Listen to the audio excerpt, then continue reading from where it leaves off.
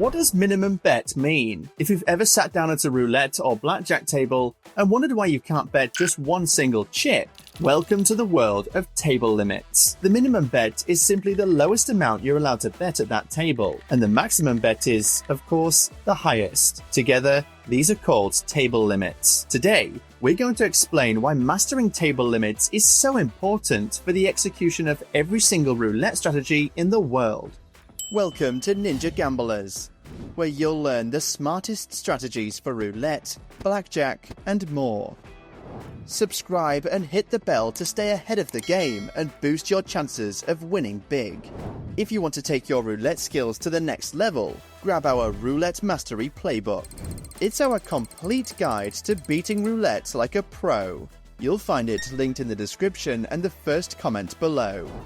Finally, don't forget to join our Telegram channel for exclusive content we don't share on YouTube. Links below too.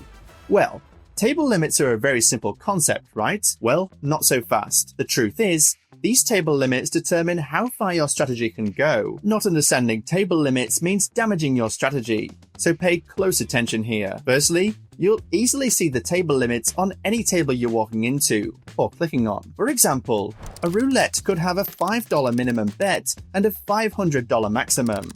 Or a blackjack could have a $10 minimum and $1,000 maximum. That's quite straightforward, but here's something many people don't understand straight away. Table limits are not the same for every type of bet. Inside bets usually have lower limits, while outside bets usually have a higher minimum bet. That's a classic trick physical casinos use to lure you in. You see a roulette with a $5 minimum bet, start playing, put a nice $5 chip on red, and then the croupier tells you that actually the minimum on outside bets is $50. A classic. Of course, online casinos have much lower minimum bets. Most physical casinos have a minimum bet of $25 or $10 and occasionally $5. On the other hand, most online casinos have a minimum bet of $1 or even 10 cents. This is super useful for playing with complex strategies involving big multiplications, like the 11 by 11 or the octuple Romanovsky, and avoiding having to bet crazy amounts of money. Now, it's not just about minimum bets.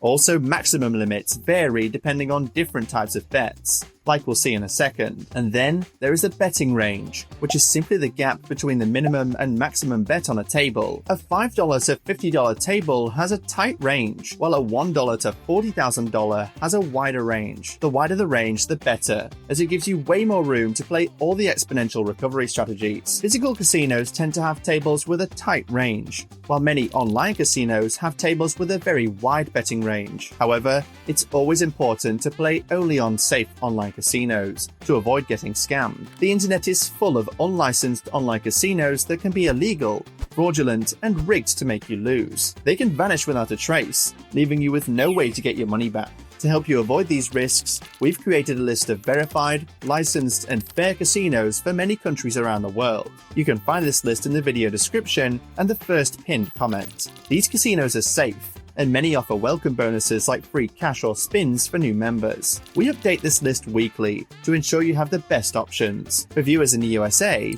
online casino legality varies by state. Some states only allow social casinos. Check the link in the description to find the best legal casinos for your state, or the top social casinos if traditional online casinos aren't allowed. Alright, let's jump into the table so I can explain table limits further. Okay, so here we are. Let me show you how table limits change depending on the type of bet. In this specific roulette where I'm at, for a straight up bet, the minimum is 40 cents and the maximum is $40. Now let's check the outside bets. Colors, low, high, and odd or even. In this table, they all range from $1.60 up to $240.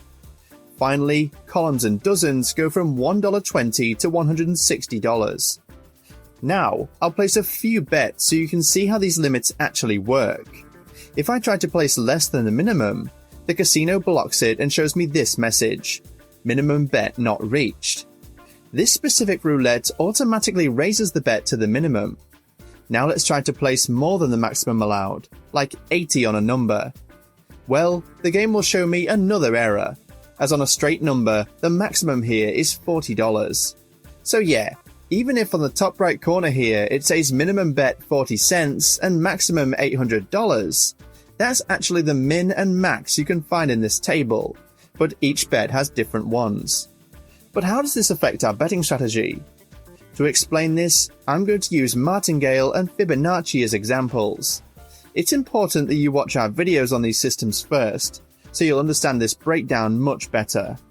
I'll link them in the top right corner so you can check them out before continuing. Now, let's start with martingale. Suppose we're betting on colours.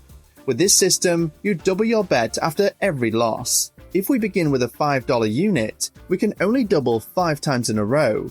On the 6th, the bet goes over the table limit, and then you're forced to stop loss.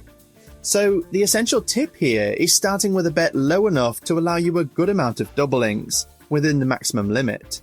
In this case, with a $5 minimum bet and 5 doublings possible, we have a 98.17% chance of winning, so not a bad one.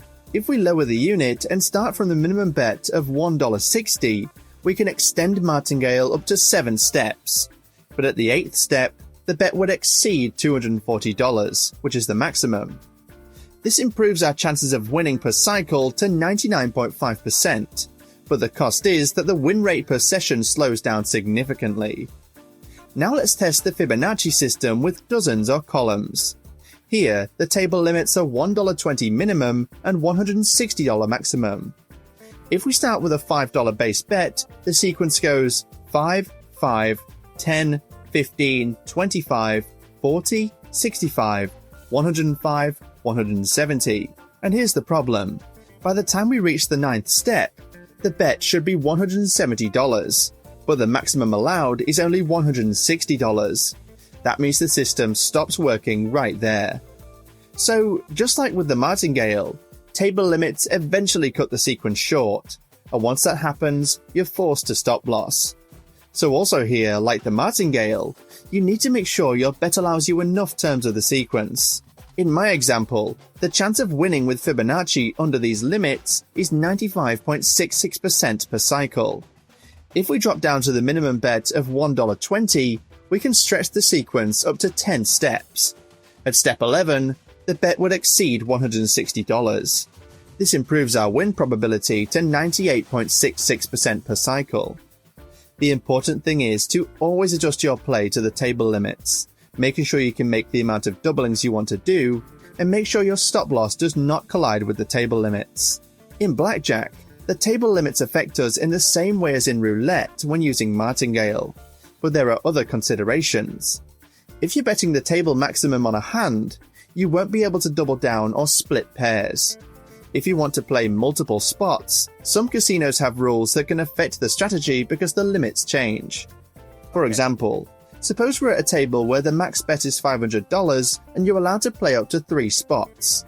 If you open a second hand, both bets must be at least twice the minimum, without going over $500 each. If you go for 3 hands, then it's $100 minimum per spot, and the total combined could not exceed $1,000.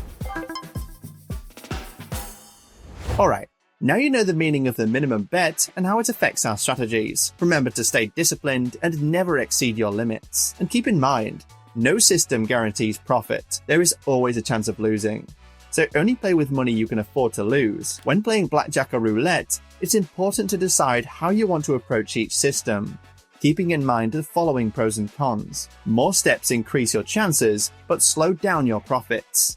Fewer steps lower your chances, but speed up your profits. So in the end, minimum bets and table limits aren't just numbers on the felt. They're the rules that shape every strategy you play. Also, if you're playing with the castle framework, you need to make sure that the whole framework you've built is aligned with the table limits where you're going to play. We explain the full castle framework in our Roulette Mastery Playbook.